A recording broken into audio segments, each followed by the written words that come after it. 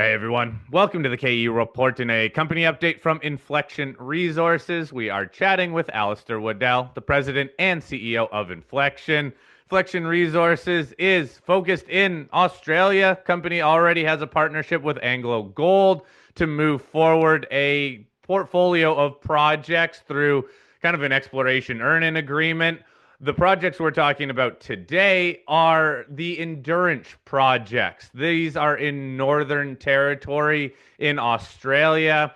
They were acquired from Newmont just in June of this year. The endurance projects encompass 12 exploration licenses within the recent news that came out October 30th, just late last week. There are a couple maps in there that show you these projects and then further dive into the targets that the company has isolated. 16 large targets in total. So, Alistair, let's start off with a little more of a background on this endurance or these endurance projects. Again, acquired from Newmont. Take us through what work had been done on these projects before you undertook this early stage exploration, please. Yeah, thanks, Corey. Well, the history of these projects is very interesting, and there were targets that were actually generated by Newcrest, and Newcrest was ultimately acquired by Newmont last year. But Newcrest, I guess they had a country scale targeting program looking for large copper gold deposits, and this specific area in sort of central Northern Territory in Australia was highlighted as an area of particular interest for Newcrest. And at that time as well, there was also a large government geophysical survey as well that went on and also identified the area having potential for what we call iron oxide copper gold deposit. These are very big, long life type deposits you find in different parts of the world. So Newcrest did a fair bit of work. They acquired the grounds. They compiled a lot of historical government data and ultimately did some of their own geophysics, a handful of sort of scout drill holes, and then the merger happened and everything was put on hold. The projects were in good standing, and ultimately when the merger happened, Newmont, as big companies do, just took the decision to divest a lot of their sort of assets that don't meet their strategy at the time. So we've got a good relationship with Newmont, and we approached them specifically about these assets, and we're able to pick them up for a fairly modest amount of shares and a small royalty at the back end. So it's got a long history, but the key here is, the scale of these targets. I mean, they're big copper gold targets that have never really been drill tested before. So that's the exciting thing. Well, Alistair, it is exciting, especially since Newcrest did a lot of the targeting work for you guys. So they spent a lot of money and they had top geoscientists and top targeters putting these together. And you've kind of parsed through the data now to come up with some of the compelling targets. So they're drill ready. But maybe just for people not familiar with these iron oxide copper gold systems, you put in some information that some comparables like Olympic Dam or Ernest Henry. Just talk about why the prize is so big at these kind of deposits. Yeah, Olympic Dam is one of the world's biggest copper gold mines and also uranium mine, by the way.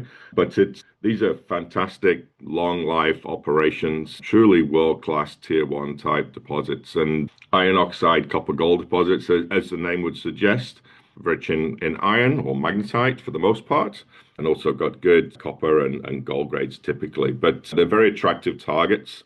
You mentioned Ernest Henry. That's probably the one that's nearest to our project. There's a few others major deposits around the world of this sort of style of things, but BHP seem to have the majority of these big mines in Australia. But there are other examples in Chile owned by the Lundin Group and things like that. But they're just big, long life mines. And the nice thing about them is that from an exploration perspective, they are rich in magnetite, which is a helpful characteristic to have. And when we use geophysics to look for these types of targets, if they've been magnetite rich, they're very magnetic, and we can often spot these zones of alteration using sort of traditional airborne magnetics. And that's ultimately what Newcrest did. They used government geophysical data to generate these targets in the form of airborne magnetics.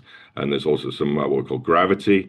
And then there was this electrical geophysical survey, which really highlighted this sort of chain of targets that we've been able to pick up from Newmont. So, Alistair, these targets are very large. One target that you've isolated is 12 kilometers by 2.5 kilometers. Other targets are, let's say, a couple kilometers by 1 or 2 kilometers. So, it sounds like you will need to do maybe a little bit more work to actually get drill targets where you would be putting a drill. So, what does follow up work look like here? What do you need to do to continue to move these forward? And when is that work going to happen? Yeah, well, as you point out there, I mean, they've all got their own flavor, each of these individual targets. There's 16 sort of principal target areas. Some of them are very much drill ready. Others will probably need a little bit more work to refine where we actually position the drills. But they're all slightly different. But the common theme is they're broad geophysical targets and they're large, as you say. One of them is sort of 12 kilometers long. There'll be specific areas within that we'll obviously focus our efforts on. But really, in terms of next steps, right now we're just working through sort of getting landowner agreements in place and agreements with the local Aboriginal communities there, which we're not anticipating any issues with at this point because Newcrest obviously had those agreements in place prior to us. So that'll be the next, well, it's ongoing right now. And then the moment of truth will be the drilling, and towards the end of the year it gets quite wet. It's the wet season in northern Australia, which sort of extends until about March. So realistically, it's going to be sort of the Q2 next year before we get around to potentially drilling these targets. And what we will do will be what we call air core drilling, and we're sort of planning out various drill programs right now as well. This is a very cost-effective way of drilling, and these targets that have been identified are all under a blanket of cover. Like we've got projects in New South Wales with a sort of a similar theme as well. But we'd use this air core drilling to just essentially cut through the cover and take samples of the basement. But really, what this means is we can drill for about $25 per meter. Yeah, so this is a very sort of fairly crude method of drilling, but it's very cost effective and very practical way of testing lots and lots of targets. So that's something we're sort of getting our heads around right now and sort of costing out and planning for next year, basically. Well, and Alistair, I know that the business model is to at times bring in partners. I mean, you're very proficient as a team on exploration, but it is nice to have sometimes a strategic in there to help with the funding if you go back after the Air Corps and do Diamond Core. So, any thoughts on, is this a project that you'd like to bring in a partner on? Well, as we mentioned, these are very large targets, and really having a partnership with a major mining company would be fantastic. And as a group, we've been very successful at attracting the attention of the major miners with Inflection in New South Wales, where we have a big partnership with AngloGold Ashanti. So I'm very much open to the idea of bringing in a major mining company as a partner to spread the risk a little bit and help us advance these targets to the next stage. So whether we will do some drilling ourselves or maybe we'll attract the attention of a major miner, that's still to be defined. But right now we're probably on the pathway of drilling these things ourselves. So, Alistair, what is the environment out like there for these major miners, or even would you be willing to go to a junior? There's a lot of juniors that have money right now that I know are looking for projects, looking to put that money in the ground. So, as much as you have been focused on majors, and look, the needle can take a little longer to move with those majors because of how large the companies are and the sometimes bureaucracy that goes along with it. So, would you maybe bring in a junior company to drill these? Look, maybe, but maybe we'd just drill them ourselves. I mean, that would probably be my first reaction to that question. There's many benefits from working with a major mining company, despite perhaps being a little bit slower than perhaps an average junior. They bring in a lot of technical expertise, as well as obviously, capital and whatnot. So there's a lot of benefits from working with a major mining company, and they've just got a lot of resources typically that you can draw from in the form of perhaps geochemists or geophysicists or additional geologists. They generally all have these sort of resources which you can bring in. So I would definitely lean towards working with a major mining group and not necessarily opposed to working with a junior, but that's probably the path we would go down. Alistair, is there any difference in permitting or the mining as a jurisdiction in Northern Territory versus New South Wales? Any contrast there? Well, certainly they're managed by different state governments, so it's all slightly different, but for the most part, they're very, very similar. Probably the biggest difference is actually the terrain that we're dealing with. In New South Wales, we're dealing with essentially large commercial farmland and sort of cattle country, and it's got a fairly temperate sort of climate. But in the far Northern Territory, this is classic Australian outback country.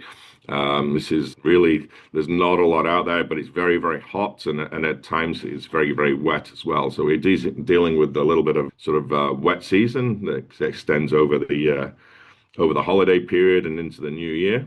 So that's probably the biggest difference, is more the terrain that we're dealing with. But the government themselves, in terms of the permitting and whatnot, although it is different, it's broadly the same. Okay, so these are portfolio of projects within your much larger portfolio. So, Alistair, give us a lay of the land of what other news is coming that investors can watch out for. Yeah, so we're still very active in New South Wales. As I mentioned, we've got a large partnership with AngloGold Ashanti, and they've got an agreement where they're exploring 4 of our projects in northern New South Wales. So those are programs that are ongoing. We've been working specifically on a target called Trungi, where we're exploring for porphyries. These are alkali copper gold porphyries. And this project in particular returned some very exciting results there sort of earlier in the year. And we've been following up on those with some additional drill holes over the last few months. So you'll see some news coming out of New South Wales, specifically around the Trungi target. And then we're also, trying to advance some of our other projects as well that are outside of the AngloGold joint ventures. So you'll see some news on that front. But really, it's pushing forward in the Northern Territory and projects in New South Wales, just trying to do that together in partnership with AngloGold. All right, Alistair, thank you very much for this update. Again, Alistair Waddell, President and CEO of Inflection Resources, traded on the CSE under the symbol AUCU and on the OTCQB under the symbol AUCUF.